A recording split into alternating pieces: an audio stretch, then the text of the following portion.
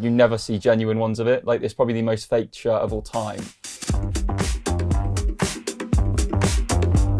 We are back taking a closer look at the community that collects weird and wonderful football items. Today, we're going to be finding out why it's not okay to support 300 different football teams, but it is okay to have all of their home and away shirts since 1987. What makes a particular shirt rare? Can they be used as fashion items? And does that mean I can go out in this at the waterfront on the weekend and not get beaten up? All of these questions are going to be answered in today's episode of Kick and Collect, brought to you by 11 Football. In today's episode, we're going to be visiting my mate Ellis Platten, a.k.a. Away Days. Ellis is a YouTuber with over 150,000 subscribers and is very well known in the community for his massive shirt collection. He has over 300 shirts apparently, which, I mean, that is actually mental. Last time I saw Ellis, he nearly snapped me in half with this challenge at a five-a-side tournament. So let's go see him now and squash the beef. Ellis.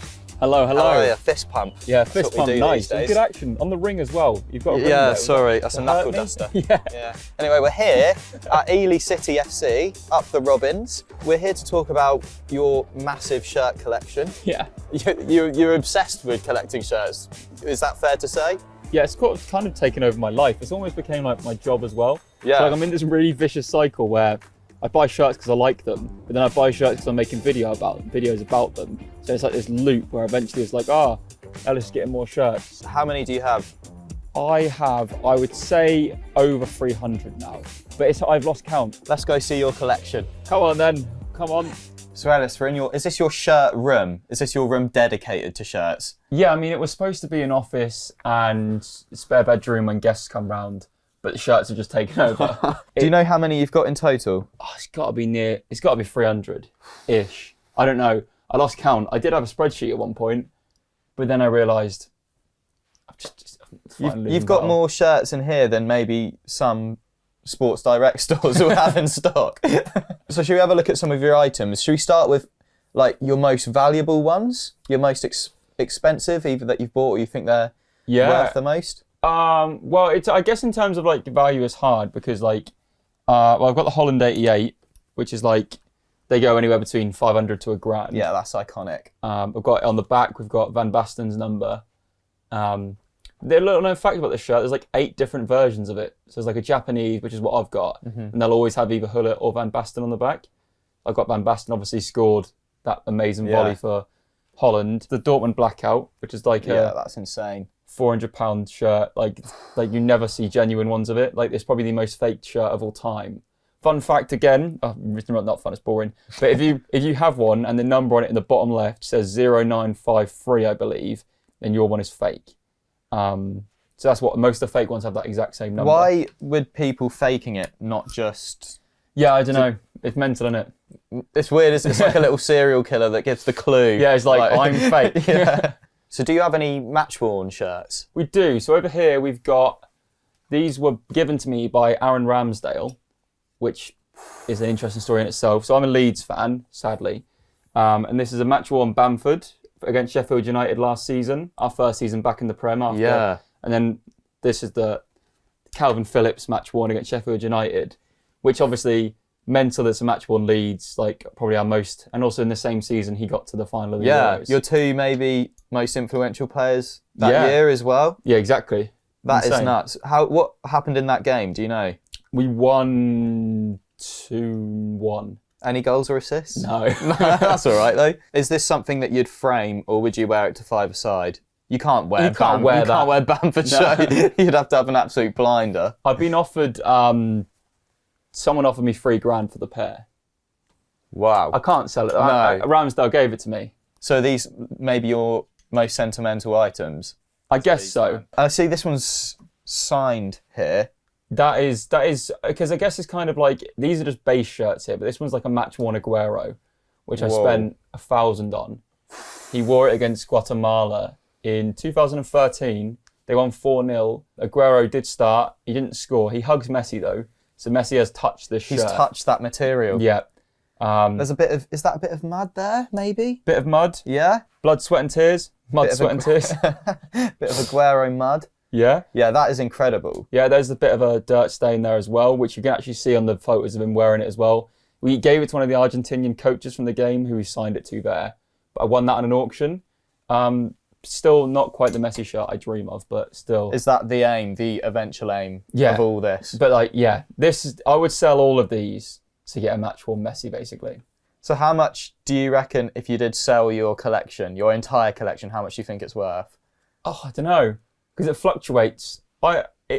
Over 20, I'd say. Maybe 20, 22, I think.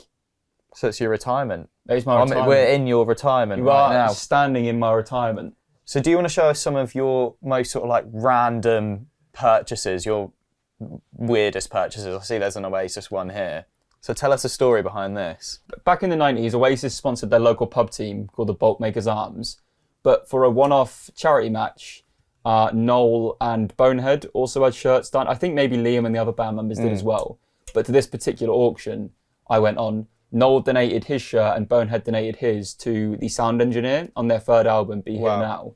And I'm a massive Oasis fan. Yeah. Like, articles about this shirt were in the Manchester Evening News. I think it's the most expensive item I've bought. I think it was 1,100, but then the auction added 25% on as well. So I think it was like 1,350. Wow. But like, I'm a massive Oasis fan. So obviously you've got literally hundreds of shirts in here. Is it just shirts you collect, or are you collecting of any other items? No, so obviously behind it was like not intentional, but it's almost like a big reveal. Like these are like my favourite items, my sweatshirts and jackets. They are just incredible. Out of all these sweatshirts and jackets, what's your favourite one? Yeah, FC Porto are like my foreign team. So that this one has got a player number on it, which the public couldn't buy. Right. And this one was only ever issued to players as well. Whoa. And it's so good. Yeah, it's really nice as well. I love that. But so these are like two. I forget who the player was that wore this. Apparently it's like a pre-season tour in Luxembourg or something. Right. And he gave That's it to amazing. a fan.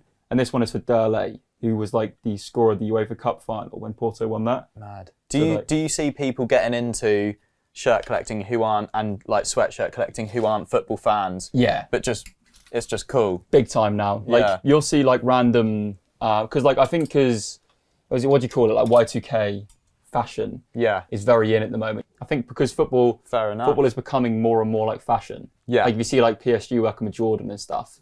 Yeah. So these are both quite similar because they were streetwear collabs. So you got Napoli, Marcelo BURLON, you can see on there. Only a foul's never made. Wow. This one I've had offers for like 400 on. And you won't sell it? I like it. It's quite cool. Yeah, it is cool. It is cool.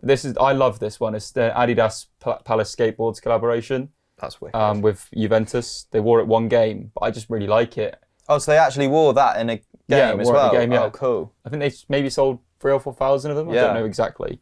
And also another cool one is, I've spoken to you about it before, but it's my potentially match worn, definitely player issued Paulo Dybala shirt. Like Dybala at Palermo shirts, they're just impossible to find. Like Di Maria, Dybala, Cavani, you never find their Palermo shirts. Why is that?